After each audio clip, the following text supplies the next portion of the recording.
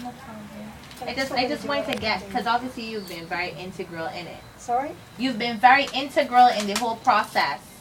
So I just wanted to get an idea of, you know, how, when you came down, what did you see? Obviously you said it was a 2-day thing. What did you see? Like, what did I see? Yeah, what prompted you to get involved? Alfred was more or less my boss. Okay, okay. I really didn't want to tell him no, and it looked like it was exciting. In those days, Alfred used to stay here over the Friday, Saturday, and Sunday. Okay. And then we'd make signs. We didn't even have money to have signs made. Okay. So we'd use the back of our posters to make signs to post out. Oh, wow. To advertise. Yeah, we had a good time. It was a lot of fun.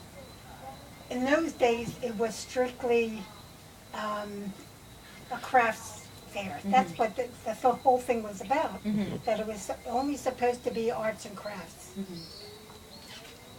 Alfred, may he rest in peace, would have a fit if he walked along now on that fairway and saw the lady with the panties and all those plastic dolls and all of that, because that was not the intention.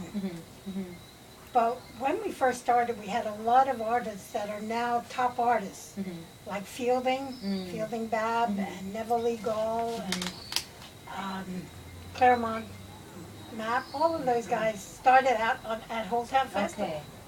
Because we had a little artist village that Fielding was in charge of. And so all the guys that are now big names in art started there. And that's when I started my collection with the guys. Then the prisoners came down and had all of that. Then we started with the shows, and at one point I was in charge of booking for all the shows. And then Alfred brought in Philip King, and he helped with that, and then he left. Nobody wants to stay a long period of time because we don't get paid. And there aren't many people that are willing to work like this without getting paid. And we have to do something because pretty soon I'll be gone. George is not too far behind me. George is a couple of years younger than I am. And Barbara's in her 70s. So, you know, we have to get young people in to take over. Otherwise, the government will take over. And once the government takes over, it's not going to be Holetown Festival anymore. But it's fun. I love it. And I'm not happy that I won't be able to be as active this year. But I promised Barbara I'd come down on Saturday and Sunday and just stay in the Chandler House. Because the cancer is back and there's nothing I can do about it.